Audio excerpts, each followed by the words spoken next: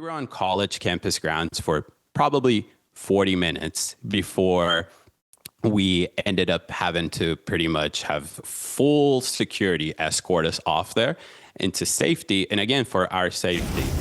Did you receive permission? Did you alert someone that you were coming to campus?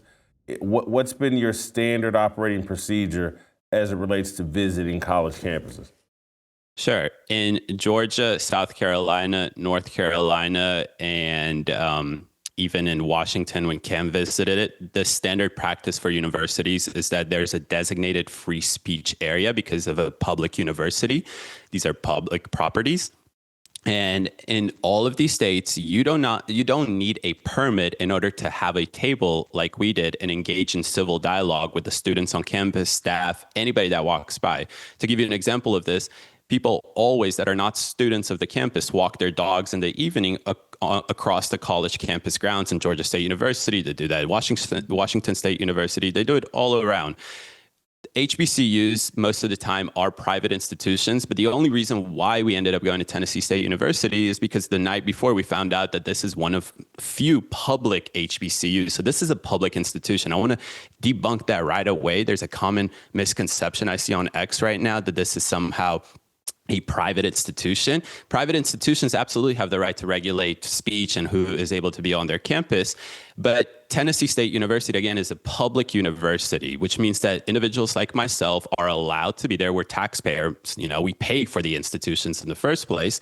But one thing I want to just kind of show everyone is that the school, and it seems like to be a repetitive pattern in Tennessee, that they don't allow individuals like myself to actually just show up to a public university. We need to let the administration know beforehand.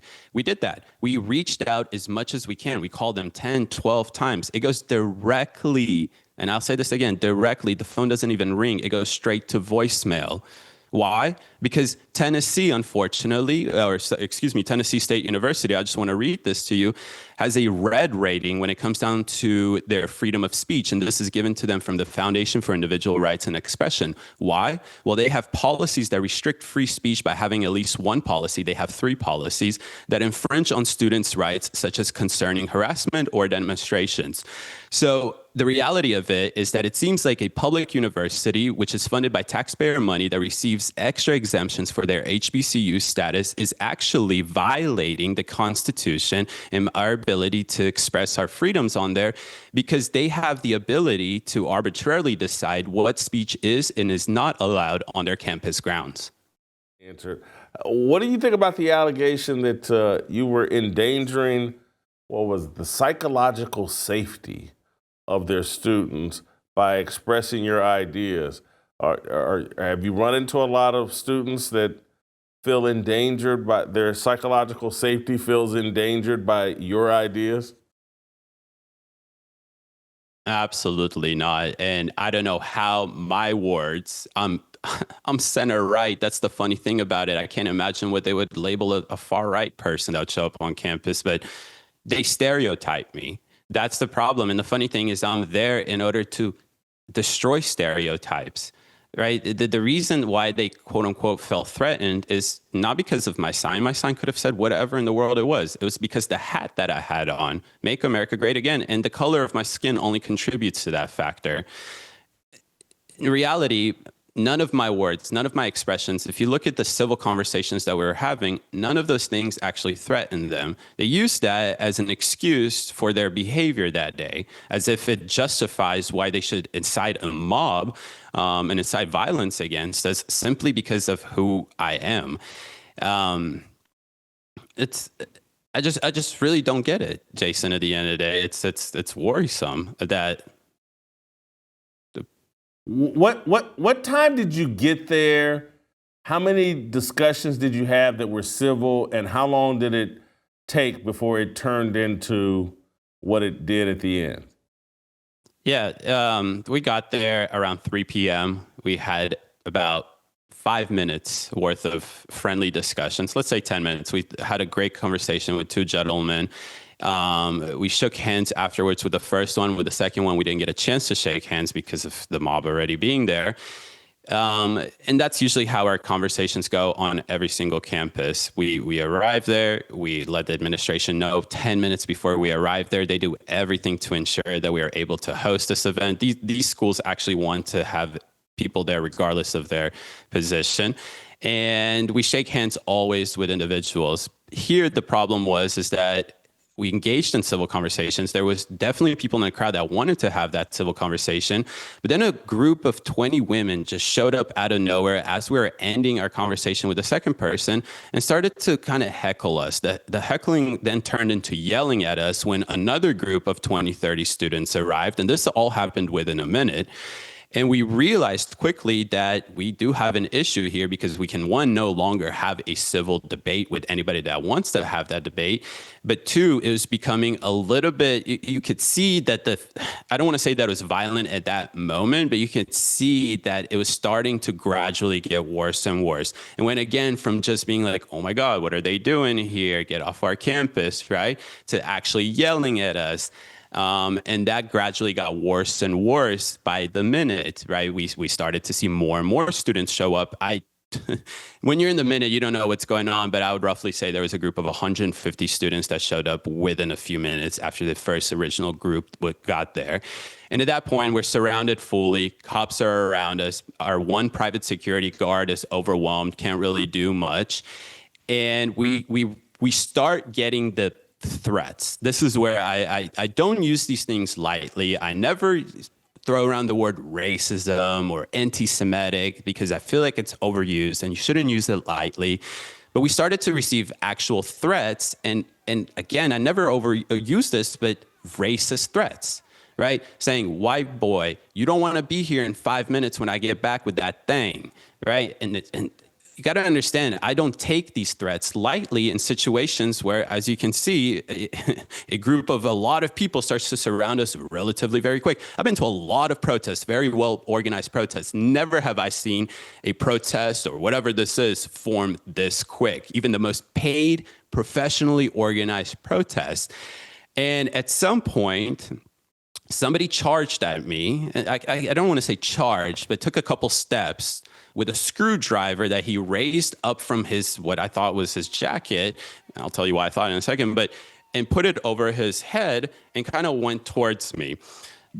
I took a couple steps back, went inside the circle of cops, and that's when I let my crew know we have to get off campus immediately. Excuse me, before that, I let the cop know. I said, hey, watch this individual. He has a screwdriver in his hand. He just put it back in his jacket.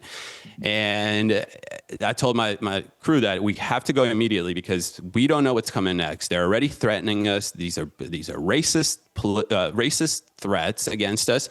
And now they're also starting to pull out tools, and I don't want to be there whenever they pull another tool out.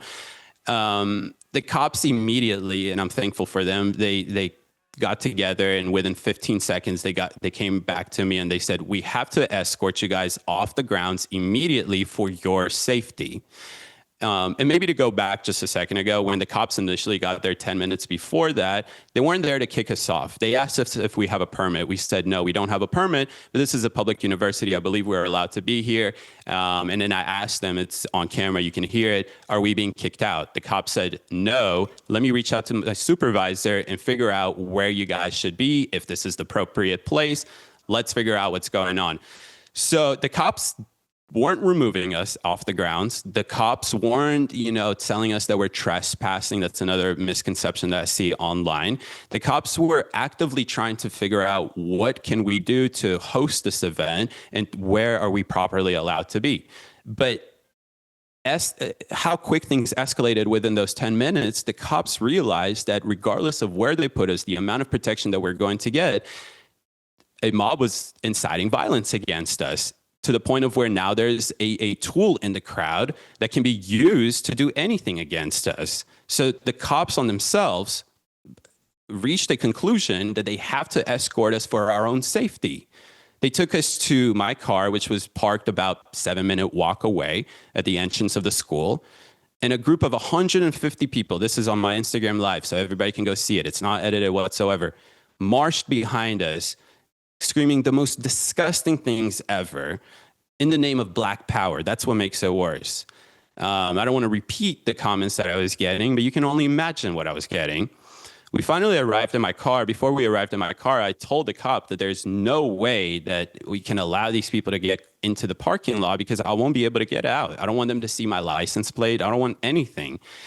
The cops were so overwhelmed. There's probably 10 cops, including our private security, 11 people there that are there to try and hold back 150 people, and they can't do that. And I just want to express that what pisses me off the most is that the statement from the school that this was professional and respectful manner. It's crazy. Holy cow, man! So it starts at 3 o'clock, and by 3:10, 3:15, it's descended into chaos. It sounds like. And what time do you think you guys left campus? What time were you finally driving off in safety? Jason, our entire video that we captured, which we captured from the moment that we sat down at the table till the moment that we had to actually pack the camera because we were being escorted, was 38 minutes. So just understand that we had 2 conversations that lasted 5 minutes each. And then the tape rolled for another 28 minutes after that, at 5 minutes of us prepping and whatnot. We were on college campus grounds for probably 40 minutes before we ended up having to pretty much have full security escort us off there into safety. And again, for our safety. If you enjoyed that video, be sure to hit the like button and subscribe so you never miss a moment of Fearless.